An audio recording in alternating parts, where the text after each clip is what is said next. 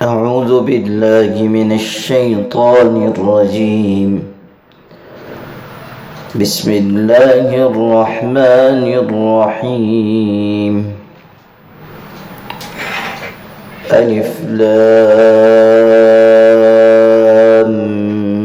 ميم. أحسب الناس أن يتركوا أن يقولوا آمنا وهم لا يفتنون. ولقد فتنا الذين من قبلهم فليعلمن الله الذين صدقوا وليعلمن الكاذبين. أم حسب الذين يعملون السيئات أن يسبقونا ساء ما يحكمون. من كان يرجو لقاء الله فإن أجل الله لآت وهو السميع العليم.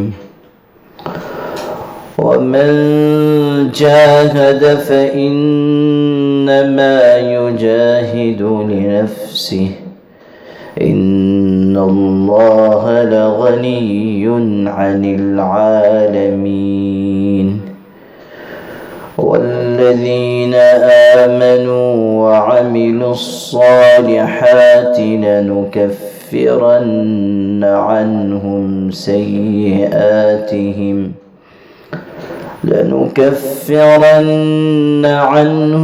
سيئاتهم ولنجزينهم أحسن الذي كانوا يعملون. پناہ پکڑتا ہوں میں اللہ کی شیطان مردود سے. اللہ کے نام سے شروع کرتا ہوں جو بے حد مہربان بار بار رحم کرنے والا ہے. الف لام میم.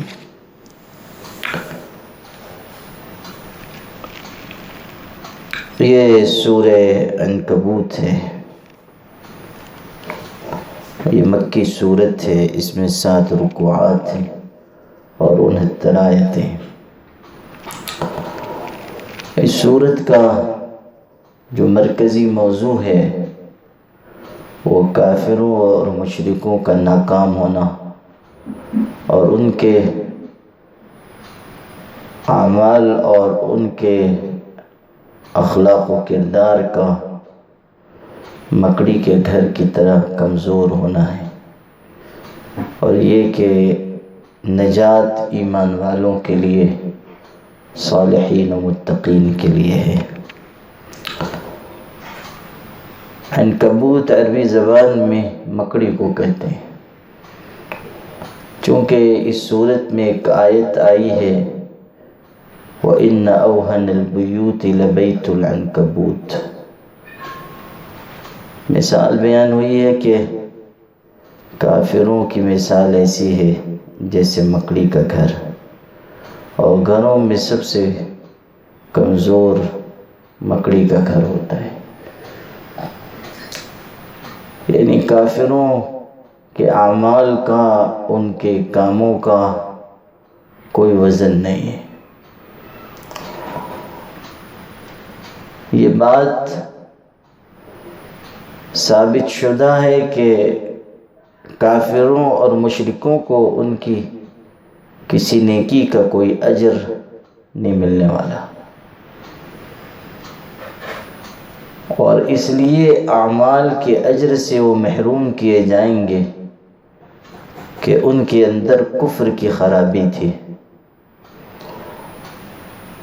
یہ العیاذ باللہ اللہ تعالیٰ کا ان پر کوئی ظلم نہیں ہے، بلکہ انہوں نے خود کفر و شرک کی راہ پر چل کر اپنے آپ پر ظلم کیا، اور اسی لیے ان کے اعمال بے وزن کر دیے جائیں گے۔ مان لیجئے کسی کافر نے کسی غریب مسکین فقیر محتاج کو کچھ دیا، اب یہ کہ نیکی کا کام ہے، لیکن قیامت کے دن کافر کی کہ اس عمل پر کوئی اجر نہیں۔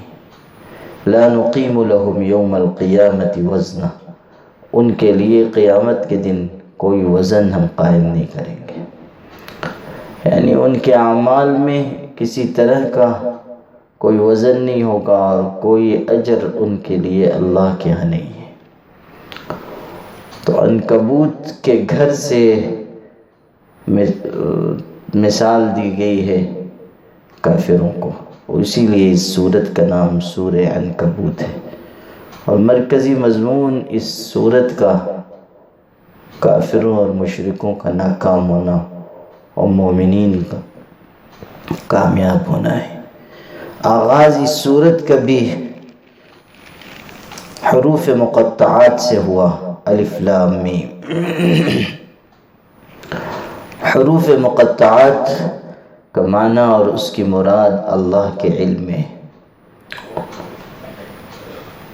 تفسیر ابن کثیر میں اس پر بہت تفصیلی کلام ہے، اور انہوں نے بعض بزرگوں سے یہ بات نقل کی ہے کہ یہ جو الف لام میم ہے یہ اسم اعظم ہے، یعنی اللہ تعالیٰ کا وہ نام اس میں چھپا ہوا ہے کہ جس کے ذریعے اللہ سے دعا کی جائے تو اللہ تعالیٰ قبول فرماتا ہے۔ ابن عباس رضی اللہ عنہما سے یہ نقل کیا کہ اسم من اسماء القرآن، یہ قرآن کے ناموں میں سے ایک نام ہے۔ اسی طرح بعض بزرگوں کا یہ قول بھی نقل کیا ہے کہ یہ اللہ تعالیٰ کے اس علم کا حصہ ہے جو اللہ نے اپنی ذات کے ساتھ خاص کیا ہے۔ بعض علوم ایسے ہیں جو اللہ نے اپنی ذات کے ساتھ مختص فرما لیے ہیں، ان میں کوئی شریک نہیں ہے، اسی میں یہ علم بھی ہے۔ اور بڑی نفیس بحث ابن کثیر نے اس ضمن میں کی ہے۔ اکثر مفسرین نے یہ بات لکھی ہے کہ یہ ایسی چیز ہے جس کے اصل معنی و مفہوم کا علم بس اللہ تعالیٰ کے پاس ہے، لیکن مختلف لوگوں نے مختلف قسم کے اندازے لگائے۔ حیی ابن اخطب کا بھائی تھا یاسر ابن اخطب، وہ ایک موقع پر گزر رہا تھا، حضور صلی اللہ علیہ وسلم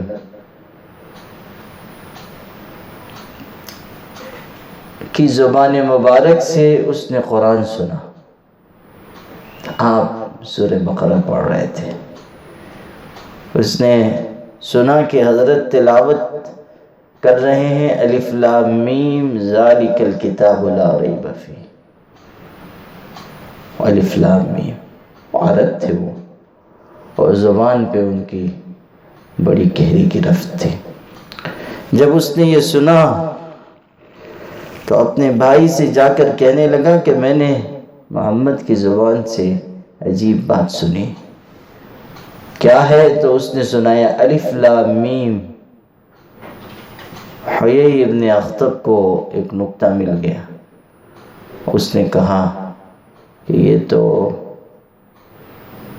الف لام میم سے اشارہ ان کے مذہب و ملت کی مدت کی طرف ہے۔ چنانچہ وہ حضرت کے پاس آیا اور اس نے کہا کہ الف لام میم یہ اس کلام کا حصہ ہے جو آپ پر اتارا گیا، وحی کا حصہ؟ حضرت نے فرمایا ہاں۔ کہا اپنے ہمراہیوں سے اس نے کہا کہ الف کا حرف اس کا عدد ایک ہے، جو حروف کے اعداد ہوتے ہیں ابجد حوز حتی کلمن سافس، اس میں جو اعداد ہیں وہ ایک مستقل علم ہے، حروف کے اعداد کا ایک مستقل علم ہے، اور اس میں کئی ابواب ہیں، جیسے ایک تو حرف کا عدد، پھر اس کے ذریعے سے مختلف اعداد کو جمع کرنا اور ان کی بنیاد پر کوئی ایک عبارت بنانا، یہ ایک مستقل علم ہے۔ پھر مختلف حروف کے پیش نظر تاریخ نکالنا، جیسے کوئی فوت ہو جاتا ہے تو قرآن مجید کی کسی آیت کے ٹکڑے سے یا کسی بہتر جملے سے اس کی تاریخ وفات کہی جاتی ہے، اور حروف اس میں وہ اختیار کیے جاتے ہیں جس سے وہ سن نکل آئے جو سن مرحوم کی وفات کا ہے۔ کوئی پیدا ہوا تو ایسا نام رکھتے ہیں کہ جس سے اس کی ولادت کا سن معلوم ہو۔ مولانا ظفر احمد عثمانی کا تاریخی نام مرغ محمد تھا، ان کا سن ولادت اس سے نکلتا ہے، ایک مستقل باب ہے وہ۔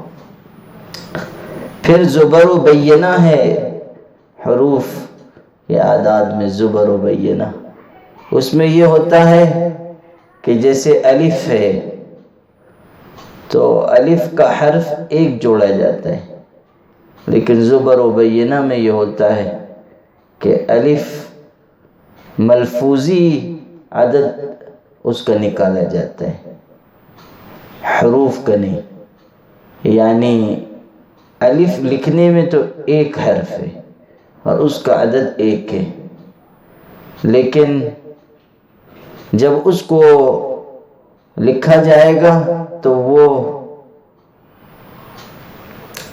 الف بھی ہوگا اس میں، اور لام بھی ہوگا اور فا بھی ہوگا، تو تینوں کو جوڑ کر پھر اس کا عدد نکالا جاتا ہے۔ بہت تفصیل ہے اس میں، اور بہت باریک باتیں ہیں، بہت سے لوگ سمجھ نہیں پائیں گے، اس لیے اس کو نہیں عرض کرتا۔ تو اس نے یہ کہا کہ آپ پر یہ وحی میں اترا ہے، حضرت نے کہا اترا ہے، اور اپنے ہمراہیوں سے اس نے کہا کہ دیکھو الف لام میم ہے نا، الف کا ایک عدد اور لام کا 30 اور فا کا میم کا 40، کل ملا کر ہوا 71 سال۔ تو اس نے اپنے ہمراہیوں سے کہا کہ ایسے دین کو تم کیسے اختیار کرو گے جس کی کل مدت 71 سال ہے، 71 سال میں ان کے دین و ملت کا جنازہ اٹھ جائے گا۔ بس یہ اشارہ ان کے مذہب و ملت کے باقی رہنے کی طرف ہے، یعنی کہ بس اتنی مدت ان کا دین باقی رہے گا۔ اپنے ہمراہیوں سے اس نے کہا۔ اس کے بعد کچھ خیال آیا ہوگا تو اس نے کہا کہ اس کے علاوہ بھی آپ پر کچھ اترا ہے؟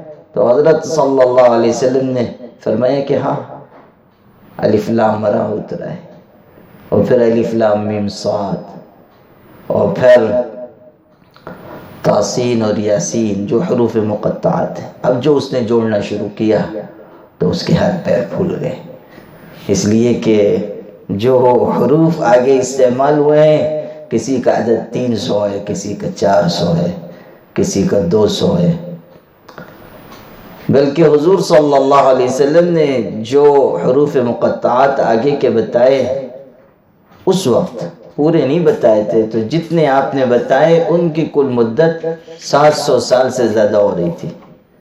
تو جب انہوں نے جوڑا اور پریشان ہوئے تو کہنے لگے کہ ان کا معاملہ ہمارے اوپر مشتبہ ہو گیا، یعنی یہ نہیں کہ اب اعتراف کر لیتے کہ ان کا دین سینکڑوں سال باقی رہے گا، بلکہ اپنے بغض اور دشمنی کی وجہ سے کہنے لگے کہ ان کا معاملہ ہم پر مشتبہ ہو گیا۔ بہرحال اس میں جو دقائق اور حقائق ہیں حروف مقطعات میں وہ اللہ تعالیٰ جانتا ہے۔ انسانی عقلوں نے جو اندازے لگائے ہیں ان میں سے کچھ میں نے عرض کیے۔ احسب الناس ان يتركوا ان يقولوا آمنا وهم لا يفتنون، کیا لوگ یہ گمان کرتے ہیں کہ وہ چھوٹ جائیں گے اتنا کہہ کر کہ ہم ایمان لائے اور ان کا امتحان نہیں لیا جائے گا؟ اللہ پہلی آیت میں بتا دیا کہ تم سب امتحان کے مرحلوں سے گزرو گے۔ حضور صلی اللہ علیہ وسلم سخت بیمار تھے، بخار ہوا تھا، اور آپ صلی اللہ علیہ وسلم کی بیماری اتنی شدید تھی کہ ایک مشکیزہ لٹکایا گیا تھا، اس میں پانی تھا اور پانی قطرہ قطرہ حضرت پر ٹپک رہا تھا، یعنی آپ کے بخار کی شدت کی وجہ سے آپ پر قطرہ قطرہ پانی گرایا جا رہا تھا۔ کچھ خواتین بھی عیادت کے لیے آئیں، صحابیات۔ جب حضور صلی اللہ علیہ وسلم کی تکلیف انہوں نے دیکھی تو کہنے لگی کہ اللہ کے رسول اگر آپ اللہ سے دعا کریں تو اللہ آپ کو شفا دے دے گا۔ حضور صلی اللہ علیہ وسلم نے ارشاد فرمایا، سنو، لوگوں میں سب سے زیادہ سخت آزمائش انبیاء کی ہوتی ہے، پھر جو لوگ ان سے قریب ہیں، پھر جو ان سے قریب ہیں۔ سب سے زیادہ سخت آزمائش انبیاء کی ہوتی ہے۔ ایک دوسری روایت میں یہ بات ہے کہ ان اشد الناس بلاء الانبیاء ثم الامثل فالامثل، سب سے زیادہ سخت آزمائش انبیاء کی ہے، پھر جو ان سے جتنے قریب ہیں، جو مشابہ جتنے ہیں ان سے، یعنی دین اور اخلاق اور اعمال کے اعتبار سے جو انبیاء کے جتنے قریب ہیں آزمائش ان پر اتنی آتی ہے۔ اللہ تعالیٰ نے ایمان والوں کے لیے آزمائش رکھی ہے اور آزمائش ان کی ہوگی۔ آزمائش کے بغیر ایمان والے آگے نہیں بڑھیں گے، اور آزمائش کی کئی شکلیں ہیں۔ مولانا ادریس کاندھیلوی نے معارف القرآن میں ان کی معارف القرآن دو ہے، ایک مفتی محمد شفیع صاحب کی معارف القرآن ہے اور ایک مولانا ادریس کاندھیلوی کی ہے، وہ بھی بڑے مفسر تھے، ان کی تفسیر کا نام بھی معارف القرآن ہے، اس کو معارف ادریسی کہتے ہیں۔ تو انہوں نے اپنی تفسیر میں لکھا ہے کہ امتحان تین طرح ہوگا، ایک تو احکام و طاعات پر پابندی میں امتحان ہوگا کہ احکام پر، فرائض پر، عبادات اور طاعات پر کتنا جمتے ہیں۔ دوسری شکل مصائب اور امراض کے ذریعے ہوگا، مشکلات آئیں گی اور بیماریاں آئیں گی، اور ان کے ذریعے امتحان لیا جائے گا کہ یہ آدمی کتنا صبر کرتا ہے اور کتنا جمتا ہے۔ اور تیسری شکل کافروں اور مشرکوں کی ایذا رسانی یہ ہے، یعنی کافروں اور مشرکوں کی طرف سے تکلیف پہنچے گی اور اس میں آزمایا جائے گا۔ پھر جو آزمائش میں کھرا اترے گا اللہ تعالیٰ اس کے درجے بلند کرے گا۔ حدیث پاک میں ہے ان عظم الجزاء مع عظم البلاء، بہترین جزا بہترین صبر پر ہے، بہترین آزمائش پر ہے، یعنی جتنی بڑی آزمائش ہوگی اتنا ہی بڑا بدلہ ملے گا، آزمائش جتنی بڑی ہے بدلہ بھی اتنا بڑا ہے۔ اور ارشاد ہوا کہ جو راضی ہوگا اس کے لیے رضامندی ہے، اور جو ناراض ہوگا، شکوہ شکایت کرے گا، اس کے لیے ناراضگی۔ یعنی جو آزمائش پہ جم گیا، اللہ تعالیٰ کی مرضی پہ راضی رہا، اللہ تعالیٰ اس کو نوازے گا، اور جو شکوہ شکایت کے راستے پر چلے گا اس کے لیے اللہ تعالیٰ کی نارضامندی ہے۔ قرآن پاک میں ایک اور مقام پر ہے ام حسبتم ان تدخلوا الجنة ولما يأتكم مثل الذين خلوا من قبلكم، کیا تم نے گمان کیا کہ تم جنت میں چلے جاؤ گے یوں ہی؟ حالانکہ تم پر وہ حالات نہیں آئے جو تم سے پہلے کے لوگوں پر آ گئے۔ حضرت ابو درداء نے حضور صلی اللہ علیہ وسلم سے کہا تھا حالات ہیں۔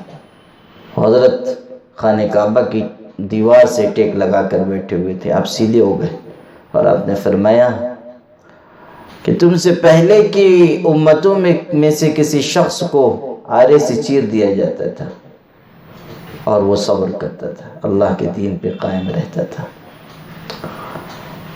یعنی حالات، مصائب، مشکلات پہلے کے ایمان والوں پر بھی آتے رہے اور اہل ایمان پر بھی حالات آئیں گے۔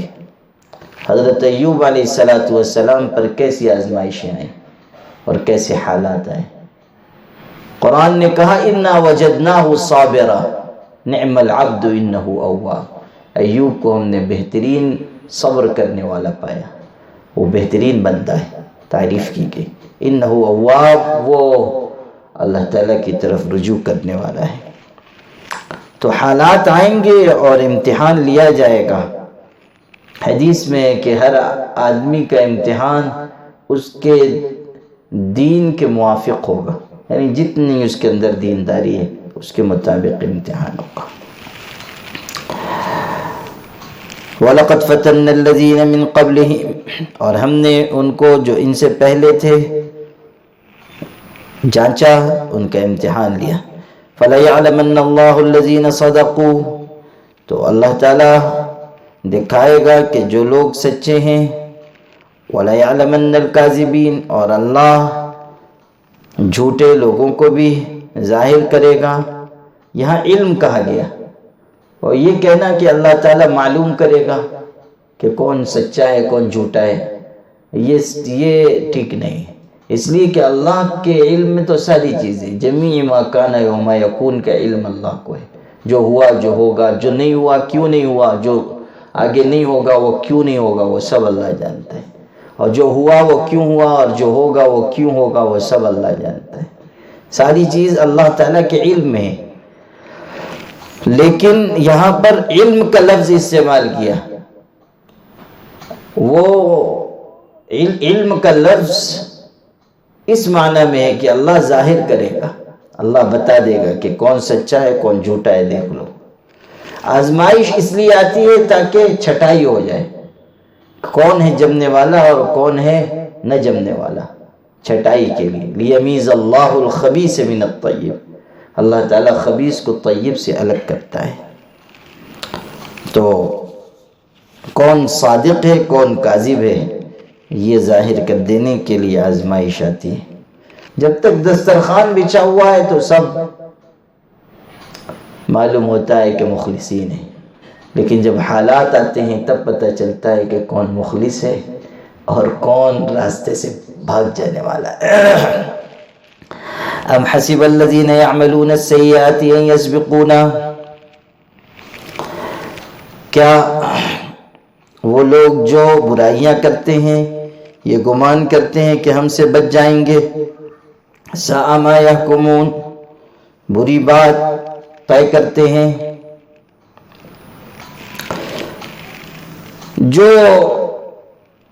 جو لوگ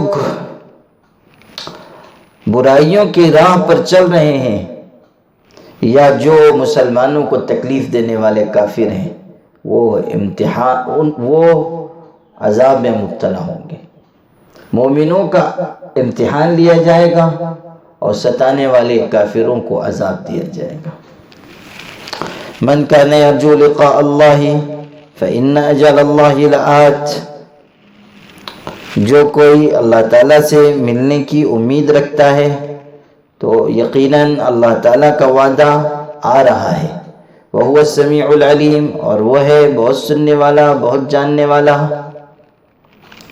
ایک انسان ہے جو اس امید پر کہ ایک دن مجھے اللہ تعالیٰ سے جا کر ملنا ہے، فرائض کی پابندی کر رہا ہے، طاعات پر جم رہا ہے، آزمائشوں پر کھرا اتر رہا ہے، بیماری آ رہی ہے تو صبر کر رہا ہے، کوئی تکلیف دے رہا ہے تو اس کی سختی اور مشقت صرف اس لیے برداشت کر رہا ہے کہ میرا اللہ دیکھ رہا ہے، اور ایک دن مجھے جانا ہے، اللہ سے ملنا ہے۔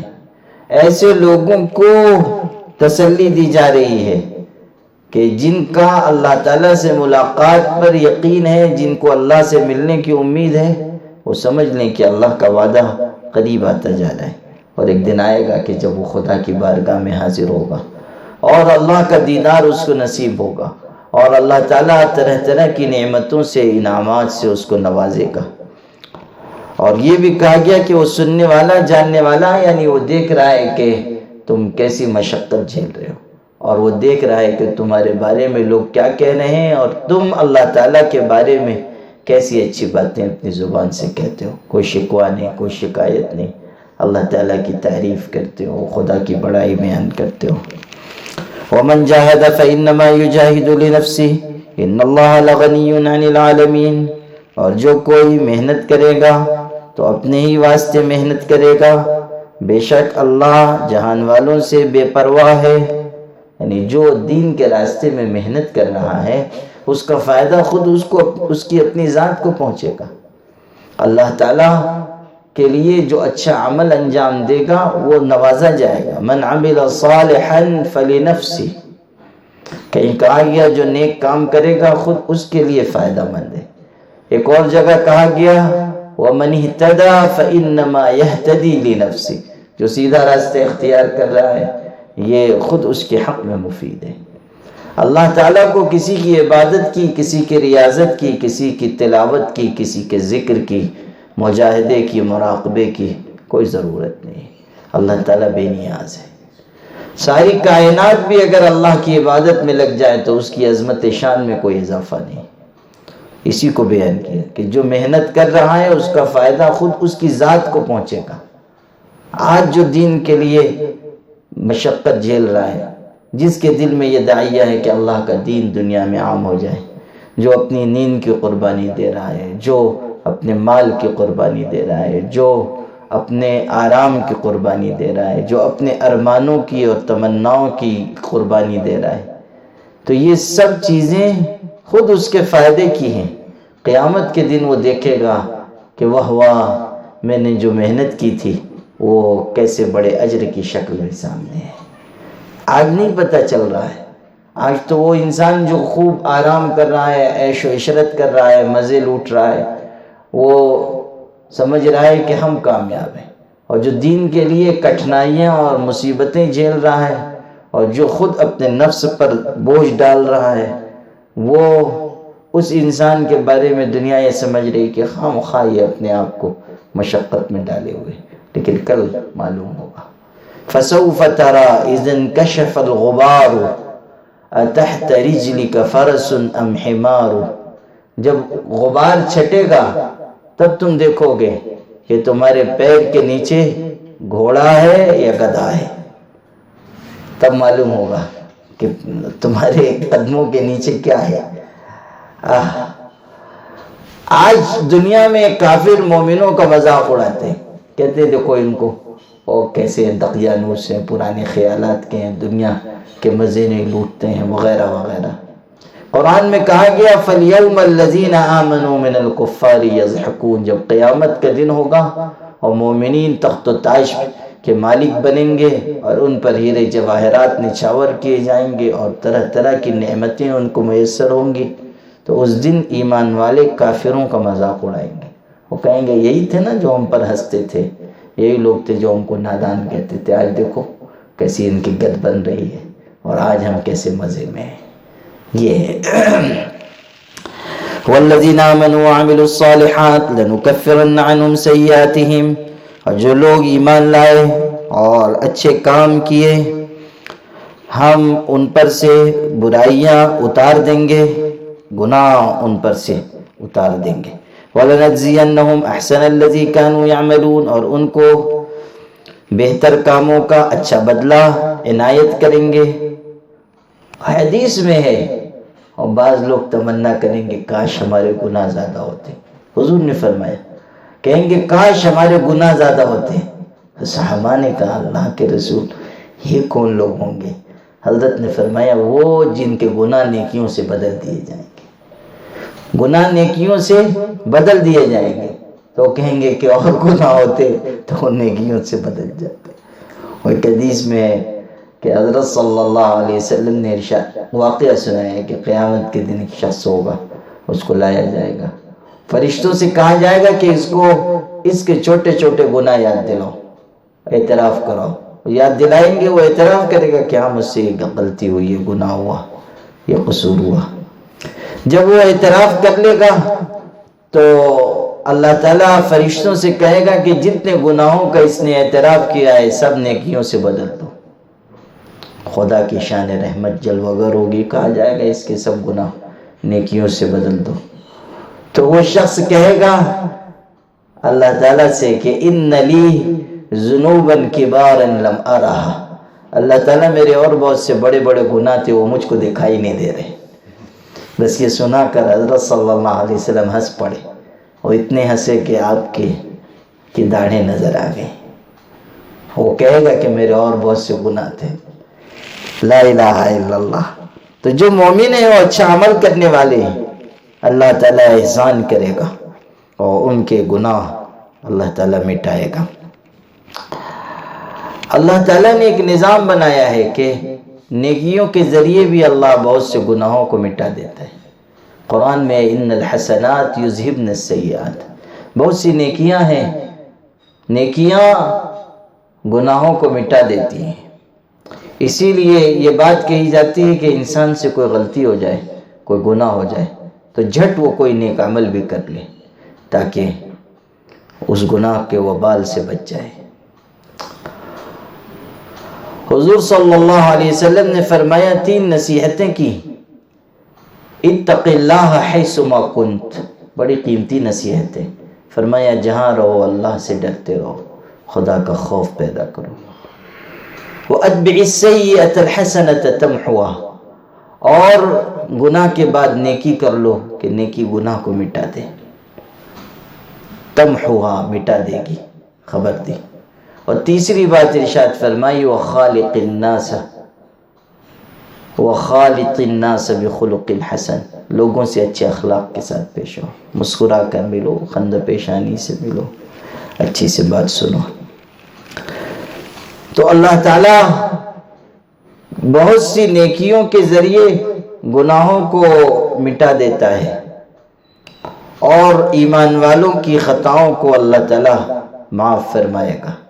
اسی کا اشارہ دیا، لَنُكَفِّرَنَّ عَنْهُمْ سَيِّئَاتِهِمْ، ہم ان کی برائیوں کو اور ان کے گناہوں کو معاف کر دیں گے۔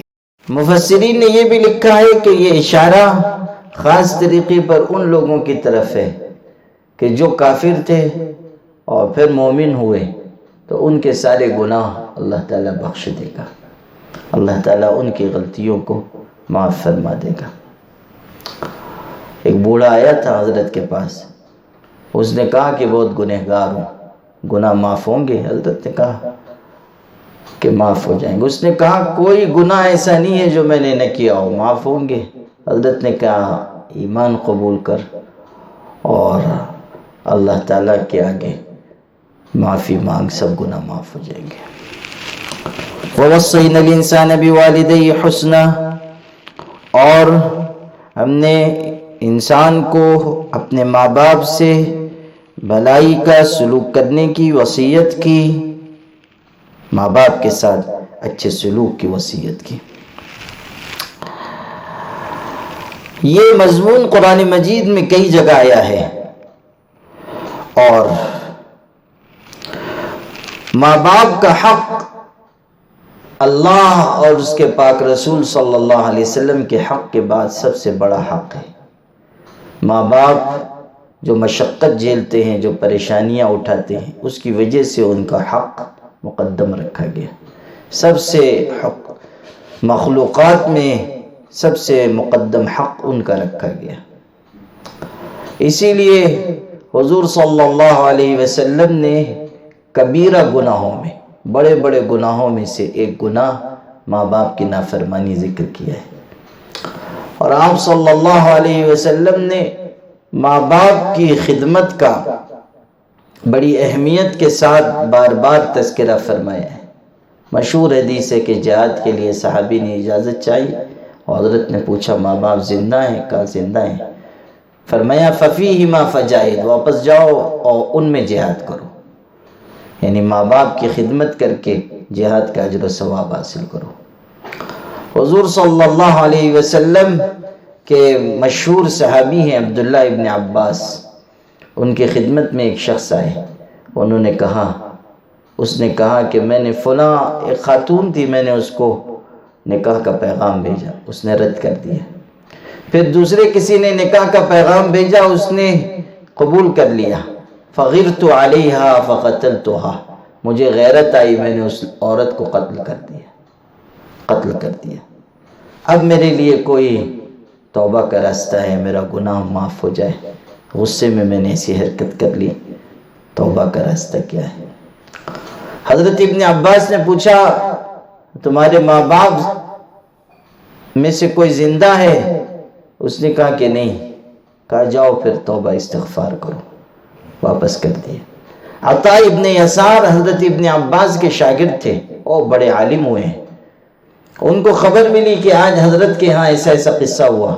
ایک شخص آیا، اس نے قاتل ہونے کی بات کہی، حضرت نے یہ سوال کیا اور پھر واپس کیا کہ جاؤ توبہ استغفار کرو۔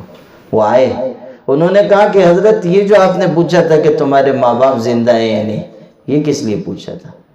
اور حضرت ابن عباس نے کہا کہ میں ماں باپ کے ساتھ حسن سلوک سے بڑھ کر اللہ سے قریب کر دینے والا کوئی عمل نہیں پاتا، اس لیے یہ آیا تھا گناہ کر کے، اور اس کو اللہ کے قرب کی اور اس کی رحمت کی ضرورت تھی، تو میں نے اس لیے معلوم کیا کہ ماں باپ زندہ ہو تو کہتا جا خدمت کر تاکہ اللہ کی رحمت تجھ کو میسر آئے۔ یہ چیز ہے۔ حضرت زین العابدین کے بارے میں یہ بات ہے، اور بعض کتابوں میں جعفر صادق رحمت اللہ علیہ کے بارے میں، دونوں اہل بیت میں سے، حضور کے خانوادے سے، کہ وہ اپنی والدہ کے بڑے فرما بردار تھے، بہت خدمت کرتے تھے، لیکن کبھی والدہ کے ساتھ بیٹھ کر کھانا نہیں کھاتے تھے، اور لوگوں کو بڑی حیرت ہوتی تھی۔ وہ ایک دن کسی نے پوچھ لیا کہ آپ ویسے تو بہت خدمت ماں کی کرتے ہیں، ساتھ میں کھانا کیوں نہیں کھاتے؟ انہوں نے کیسا جواب دیا؟ فرمایا کہ مجھے یہ خیال ہوتا ہے کہ دسترخوان پہ بیٹھ کے والدہ کے ساتھ کھانا کھاؤں گا، اور کوئی چیز جس پر میری والدہ کی نظر پڑی ہو اور وہ اس کو اٹھانا چاہتی ہوں اور مجھے خیال نہ ہو اور میں اس کو اٹھا لوں، تو مجھے یہ گمان ہے کہ اللہ تعالیٰ کے ہاں کہیں یہ بھی نافرمانی میں شمار نہ ہو اور اللہ کے ہاں پکڑا نہ جاؤں، اس لیے کھانے سے احتیاط کرتا ہوں۔ کیسی باریک بات ہے، اور ماں باپ کے ساتھ حسن سلوک کی نصیحت کی گئی۔ وَإِن جَاهَدَاكَ لِتُشْرِكَ بِي مَا لَيْسَ لَكَ بِهِ عِلْمٌ فَلَا تُطِعْهُمَا، اور اگر وہ تم کو مجبور کریں کہ تم میرے ساتھ شرک کرو، تم ایسی چیز کو میرا شریک بناؤ جس کی تمہیں خبر نہیں، تو ان کا کہنا نہ ماننا۔ وہ 10 صحابہ جن کو دنیا میں جنت کی خوشخبری دی گئی، جن کو عشر مبشرہ کہا جاتا ہے، ان میں ایک حضرت سعد ابن ابی وقاص رضی اللہ تعالیٰ عنہ بھی۔ جب انہوں نے ایمان قبول کیا تھا، ماں کافر تھی اور ماں کو ان سے بڑا تعلق بھی تھا، ماں نے کہا یہ کیا نئی بات لے کر چلا آیا ہے، اور باپ دادا کے دین سے پھر گیا ہے، جب تک تو اس دین کو چھوڑے گا نہیں، میں کھانا پینا نہیں چھوڑ دوں، نہ کھاؤں گی نہ پیوں گی، نہ پانی کے قطرہ حلق سے نیچے جائے گا اور نہ ایک لقمہ کھاؤں گی۔ ماں کا نام ان کے حمنہ تھا، وہ مشہور عرب کا خانوادہ تھا، اس سے تعلق رکھتی تھی اور کفر میں بہت جمی ہوئی تھی، تو کہہ دیا کہ نہ کھاؤں گی نہ پیوں گی یہاں تک کہ مر جاؤں گی۔ یہ بھی بڑے مضبوط تھے دین و ایمان کے، اور انہوں نے کہہ دیا کہ امی جان آپ کی سب بات منظور، مگر دین کے سلسلے میں بات منظور نہیں ہے۔ 3 دن گزر گئے، ماں نے نہ کچھ کھایا نہ کچھ پیا، ویسے ہی تھی، لیکن ان کے ارادے میں ذرہ برابر کوئی کمزوری پیدا نہیں ہوئی۔ یہ 3 دن کے بعد اپنی والدہ کے پاس گئے اور کہا کہ امی جان اگر 100 جانیں بھی ہوں اور ایک ایک کر کے وہ سب جانیں نکل جائیں، یعنی آپ کی اگر 100 جانیں ہوں ایک ایک کر کے وہ سب نکل جائیں، تب بھی میں اللہ کا دین نہیں چھوڑوں گا۔ دین پر ایسی استقامت تھی۔ 100 جانیں اگر آپ کی ہوں، وہ ماں یہ سوچ رہی تھی کہ میں یہ دکھاؤں گی کہ مر جاؤں گی تو یہ کھانا پینا شروع کر دے گا، یہ دین چھوڑ دے گا، لیکن انہوں نے بھی اپنی استقامت کا مظاہرہ کیا۔ جب یہ بات کہی تو ماں نے سمجھ لیا کہ یہ اپنی ضد کا پکا ہے، یہ بات مانے گا نہیں، چنانچہ انہوں نے کھانا پینا شروع کر دیا۔ بس اسی پر یہ آیت اتری کہ وَإِن جَاهَدَاكَ لِتُشْرِكَ بِي مَا لَيْسَ لَكَ بِهِ عِلْمٌ، اگر وہ تم کو مجبور کریں کہ میرے ساتھ ایسی چیز کو شریک کرو جس کا تمہیں علم نہیں، تو لا تطیعهما، ہرگز ان کی بات نہ ماننا۔ حضور صلی اللہ علیہ وسلم نے ارشاد فرمایا لا طاعت لمخلوق فی معصیت الخالق، مخلوق کی بات خالق کی نافرمانی کے سلسلے میں نہیں مانی جائے گی۔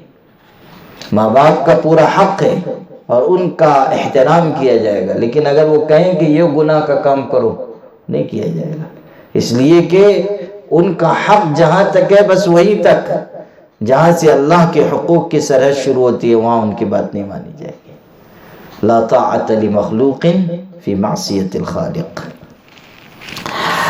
تو یہ کہا کہ اگر شرک پر مجبور کریں تو یہ ان کی بات نہ ماننا۔ الی مرجعکم فانبئکم بما کنتم تعملون، میری ہی طرف تمہیں لوٹ کر آنا ہے، پھر میں تم کو بتاؤں گا جو کچھ تم کرتے تھے۔ والذین آمنوا وعملوا الصالحات لندخلنہم فی الصالحین، اور جو لوگ ایمان لائے اور بھلے کام کیے ہم ان کو نیک لوگوں میں داخل کریں گے۔ الصالحین سے مراد انبیاء، اولیاء، شہداء، یعنی اللہ تعالیٰ ان کے ساتھ ان کا حشر فرمائے گا۔ وَمِنَ النَّاسِ مَن يَقُولُ آمَنَّا بِاللَّهِ فَإِذَا أُوذِيَ فِي اللَّهِ جَعَلَ فِتْنَةَ النَّاسِ كَعَذَابِ اللَّهِ، اور لوگوں میں سے کوئی ایسا بھی ہے کہ جو کہتا ہے ہم اللہ پر ایمان لائے، پھر جب اللہ کے راستے میں اس کو تکلیف پہنچے تو لوگوں کے ستانے کو اللہ کے عذاب کے برابر قرار دیتا ہے۔ وَلَئِن جَاءَ نَصْرٌ مِّن رَّبِّكَ لَيَقُولُنَّ إِنَّا كُنَّا مَعَكُمْ، اور اگر آ پہنچے آپ کے پروردگار کی طرف سے مدد تو کہتا ہے کہ ہم تو تمہارے ساتھ ہیں۔ وَلَيْسَ اللَّهُ بِعَلَمَ بِمَا فِي صُدُورِ الْعَالَمِينَ، کیا اللہ تعالیٰ جہان والوں کے سینوں میں جو کچھ ہے اس سے خوب واقف نہیں ہے؟ کچھ لوگ ہیں جو کمزور ایمان والے ہیں، ادھر بھی ہیں ادھر بھی ہیں، جب تک حالات اچھے رہتے ہیں تو وہ ایمان پر ہیں، جب حالات ذرا سخت ہوتے ہیں تو ڈگمگانے لگ جاتے ہیں۔ انہی کی حالت بیان کی گئی، اور یہ اس لیے بیان کی گئی تاکہ ایمان والوں کو مشکل حالات میں جینے کا سبق دیا جائے کہ اگر حالات کی سختی آئے تو تم میں تذبذب نہ پیدا ہو اور تم میں ایمان و یقین کی کمی نہ آئے۔ وَلَيَعْلَمَنَّ اللَّهُ الَّذِينَ آمَنُوا وَلَيَعْلَمَنَّ الْمُنَافِقِينَ، اور یقیناً اللہ تعالیٰ ایمان والوں کو ظاہر کرے گا اور منافقوں کو بھی ظاہر کرے گا۔ اللہ کو سب معلوم ہے، علم کا لفظ یہاں بھی آیا، اللہ کو سب معلوم ہے، بس اللہ دنیا میں ظاہر کرے گا کہ دیکھو یہ سچے مومن ہیں اور یہ ہیں پھسلنے والے، منافقت برتنے والے۔ وَقَالَ الَّذِينَ كَفَرُوا لِلَّذِينَ آمَنُوا اتَّبِعُوا سَبِيلَنَا وَلْنَحْمِلْ خَطَايَاكُمْ، اور کفر کرنے والوں نے ایمان والوں سے کہا کہ تم ہمارے راستے پر چلو، ہم تمہارے گناہ اٹھا لیں گے۔ وَمَا هُمْ بِحَامِلِينَ مِنْ خَطَايَاهُمْ مِنْ شَيْءٍ، اور وہ ان کے گناہ کچھ بھی اٹھانے والے نہیں۔ إِنَّهُمْ لَكَاذِبُونَ، وہ جھوٹے ہیں۔ یہ کافر کہہ رہے ہیں کہ ہمارا طریقہ اختیار کرو، اگر کوئی مصیبت آئے گی تو ہم دیکھ لیں گے اور تمہاری غلطی اور گناہ ہم اٹھا لیں گے، یعنی یہ کہ تو مشق ناز کر خون دو عالم میری گردن پر، یہ سکھا دیں۔ حالانکہ کون کس کا گناہ اور کس کا بوجھ اٹھا سکے گا؟ قرآن میں تو صاف کر دیا گیا کہ لا تزر وازرۃ وزر اخری، کوئی کسی کا بوجھ نہیں اٹھائے گا۔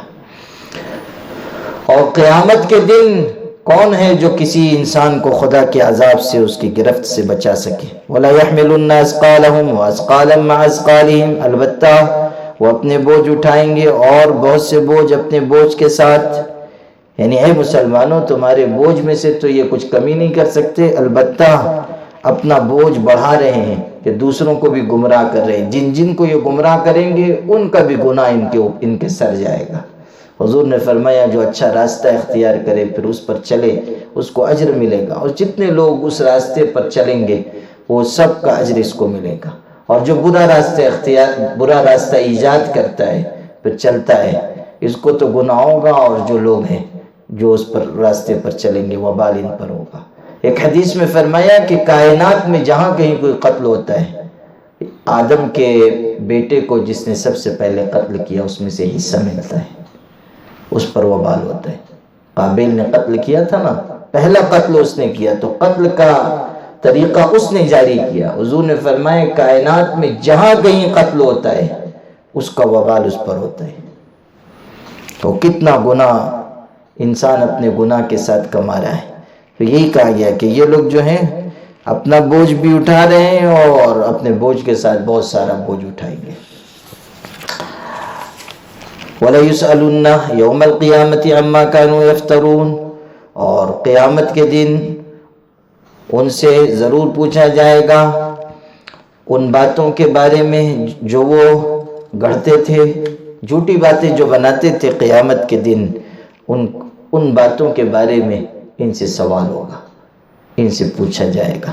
بارک اللہ لی ولکم فی القرآن العظیم ونفعنی وإیاکم بالآیات والذکر الحکیم. انہ تعالی جواد کریم ملک بر رؤوف رحیم.